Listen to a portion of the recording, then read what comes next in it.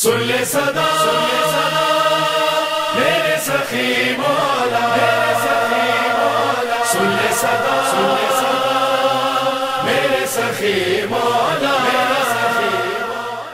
मोमिन इकराम अस्सलाम वालेकुम। इस वक्त हम मौजूद हैं जानी अमानी साहब के अज़ा खाने में, जो कि मौजूद है औरंगाबाद की सरजमीन पर। सुन ले सदा मेरे सखी मौला, सुन ले सदा मेरे सखी मौला।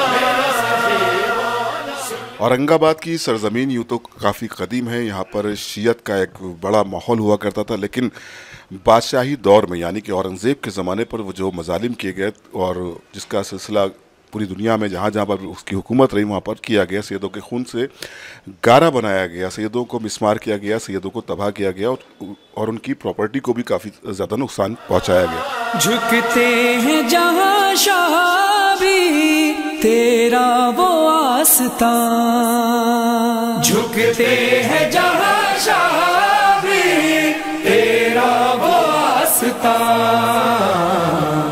बस तेरे दर। क्योंकि हम आज औरंगाबाद में हैं और यहाँ की तारीख़ रहे जानी अमानी साहब के अज़ा खाने का ज़िक्र अक्सर हम मजालिस में सुनते हैं।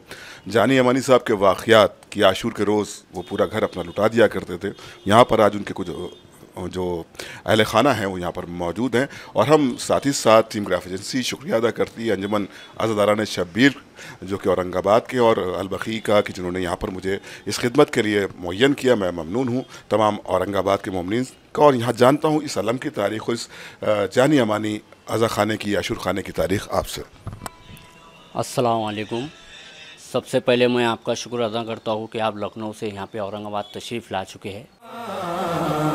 बस तेरे दर सा दुनिया में दर कहाँ मौला, बस तेरे दर सा दुनिया में दर कहाँ मौला। तू कमरे बनी हाशिम ज़हरा की तू दुआ है, तू कमरे बनी हाशिम ज़हरा की तू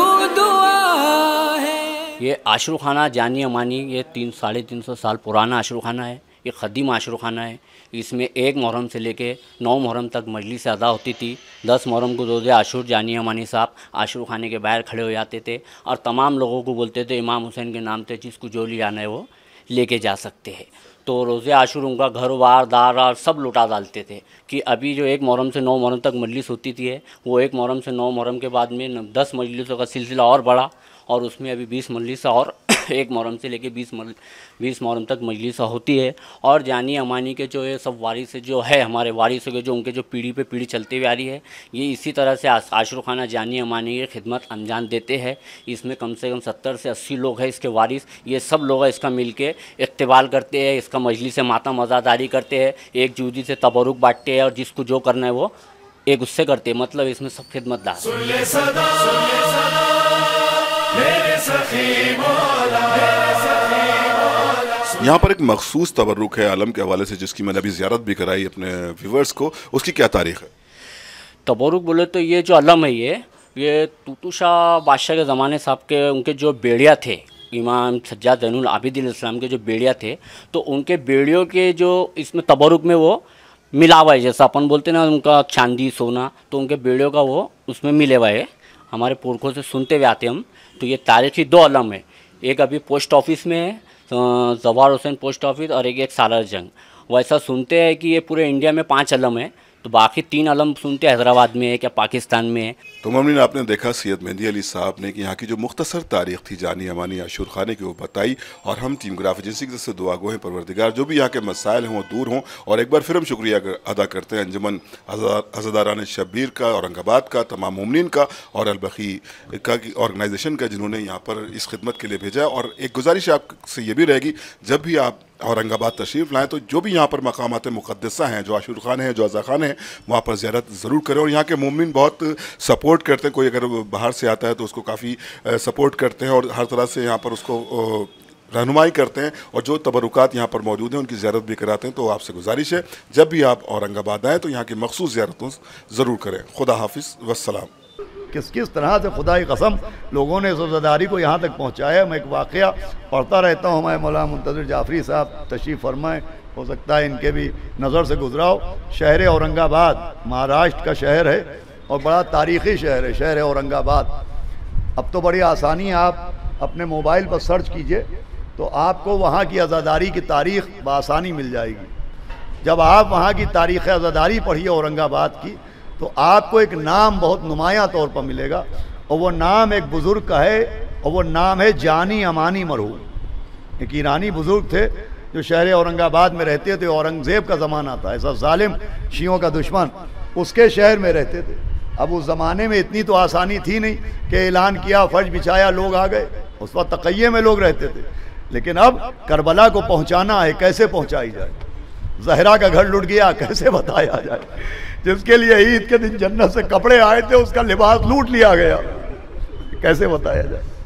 بتانا ہے. اب اندر کی تشیع تڑپ رہی ہے, اب اندر تشیع تڑپ رہی ہے, اندر محبت گھٹ رہی ہے, کیسے بتائیں لوگ؟ تو میں عرض کر رہا تھا کہ جانی امانی صاحب مرحوم, اب وہ کیسے مجلس کریں؟ اورنگزیب کا زمانہ ہے اور جگہ جگہ سپاہی جاسوس سپاہیوں کی شکل میں اور دیگر شکلوں میں گھوم رہے ہیں. تو وہ محنتی آدمی تھے, وہ محنت مزدوری کرتے تھے, وہ سال بھر محنت کر کے اپنے گھر میں اثاثہ جمع کرتے تھے. اچھا خاصا جو ایک گھر چلانے بھر کا سامان ہوتا تھا ان کے گھر میں ہوتا تھا.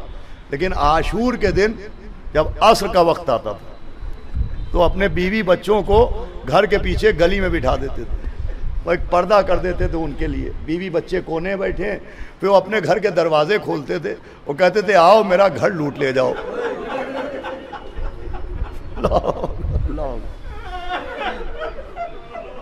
آؤ میرا گھر لوٹ لے جاؤ. تو لوگ آتے تھے, کوئی بستر لے گیا, کوئی زیور لے گیا, کوئی برتن لے گیا, کوئی گدے توشکیں لے گیا, کیلے نکال کے لوگ لے آتے تھے. اب 1 سال 2 سال 3 سال 4 سال, اب ایک اچھا خاصا صحیح الدماغ آدمی, محنتی آدمی سال بھر محنت کرتا ہے اور ایک دن خاص وقت کے اوپر اپنا گھر لوٹا دیتا ہے. تو اب لوٹنے والوں کے دماغوں میں بھی آیا کہ آخر یہ اپنا گھر کیوں لٹا دیتا ہے. دیکھیے جو عزاداری کے طریقے ہیں, ان طریقوں کے اوپر جو ہمارے بزرگوں نے رائج کی, اعتراض نہیں کرنا چاہیے. یہ کربلا پہنچانے کے لیے تو انہوں نے دروازے کھول دی, آؤ میرا گھر لوٹ لے جاؤ. اب 1 سال 2 سال 3 سال 4 سال تو لوٹنے والوں کے دماغ میں آیا کہ آخر یہ شخص اپنا گھر کیوں لٹا دیتا ہے. تو لوگوں نے کہا بھائی تم کماتے ہو, آخر یہ اپنا گھر کیوں لٹا دیتے ہو؟ تب انہوں نے کہا اس لیے لٹاتا ہوں کہ تم پوچھو کیوں لٹاتا ہوں. ارے آج ہی کا دن تھا اور یہی وقت تھا جب زہرا کا گھر کربلا میں لوٹ لیا گیا.